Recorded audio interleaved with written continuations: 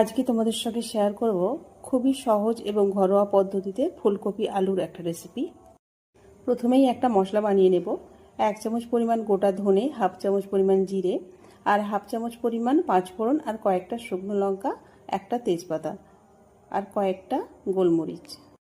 এই গোটা মশলাগুলো কয়েক সেকেন্ড নেড়েচেড়ে নিয়ে ঠান্ডা করে গুঁড়ো করে নেব। এই মশলাগুলো ঠান্ডা হতে দিয়ে আর একটা মশলা বেটে নেব। 2 ইঞ্চি পরিমাণ আদা, কয়েকটা রসুন, আর 2টো কাঁচা লঙ্কা। একটা বড় সাইজের টমেটো পেস্ট বানিয়ে নিয়ে একটা পাত্রের মধ্যে পরিমাণ মতো জল দিয়ে জলটা হাতসহ গরম করে ওর মধ্যে 1 চামচ পরিমাণ লবণ আর হলুদ দিয়ে কেটে রাখা ফুলকপিটা ভিজিয়ে রাখবো। ফুলকপিটা নামিয়ে রেখে আর একটা কড়াইয়ের মধ্যে পরিমাণ মতো তেল দিয়ে ওর মধ্যে কালারের জন্য সামান্য হলুদ, কাশ্মীরি লঙ্কার গুঁড়ো দিয়ে সিদ্ধ করা ডিমটা ভেজে নিচ্ছি। ডিমের মধ্যে হালকা লবণ ছড়িয়ে দিয়েছি। ডিমটা ভেজে তুলে নিয়ে ওই তেলের মধ্যে কেটে রাখা আলুটা ভেজে নিচ্ছি।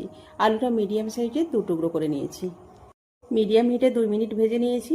আর আলুটা ভেজে তুলে নিয়ে ওই একই তেলের মধ্যে গরম জলে ভিজিয়ে রাখা ফুলকপিগুলো জল থেকে ছেঁকে তুলে নিয়ে ভেজে নেব। ফুলকপি রান্নার আগে অবশ্যই গরম জলে ভিজিয়ে রাখবে, এতে টেস্টও ভালো হবে আর অনেক স্বাস্থ্যকর।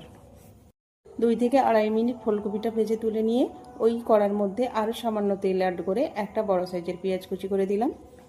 নেড়ে চেড়ে পেঁয়াজের যখন গোল্ডেন কালার চলে আসবে ওই সময় বেটে রাখা আদা রসুনের পেস্টটা দিলাম। মিডিয়াম হিটে আবারও নেড়ে চেড়ে আদা রসুনের যখন কাঁচা গন্ধটা চলে যাবে ওই সময় টমেটোর পেস্টটা দিচ্ছি।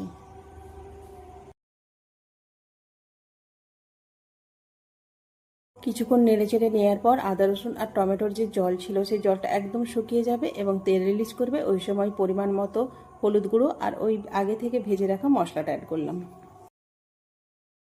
একটু নেড়ে চেড়ে নিয়ে আদা রসুন বাটার যে জলটা ছিল সামান্য অ্যাড করলাম। তারপর পুরো মশলাটাই ভালোভাবে কষিয়ে নিয়ে দিয়ে দিচ্ছি 2 থেকে 3 চামচ টক দই। ওই বাটিটা ধুয়ে সামান্য পরিমাণ জল অ্যাড করে গ্যাসের হিটটা লো রেখে পুরো মশলাটাই কষিয়ে নিচ্ছি।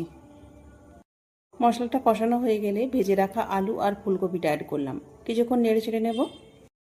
1 মিনিট নেড়ে চেড়ে নিয়ে 1 কাপ পরিমাণ গরম জল অ্যাড করলাম, মানে সেদ্ধ হতে যে পরিমাণ জল লাগবে সেই পরিমাণ জল অ্যাড করলাম। টেস্ট অনুযায়ী লবণ দিয়ে কভার করে মিডিয়াম হিটে সেদ্ধ হওয়া পর্যন্ত অপেক্ষা করব। আলু আর ফুলকপিটা সেদ্ধ হয়ে গেলে কভারটা সরিয়ে ভেজে রাখা ডিমগুলো অ্যাড করছি। একটু নাড়িয়ে চাড়িয়ে নিয়ে হাফ চামচ পরিমাণ চিনি, গরম মশলার গুঁড়ো আর ধনেপাতা কুচি ছড়িয়ে গ্যাসটা বন্ধ করব।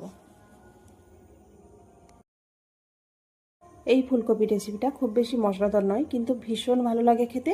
বাড়িতে একবার হলেও বানিয়ে দেখবে, আশা করছি তোমাদেরও ভালো লাগবে।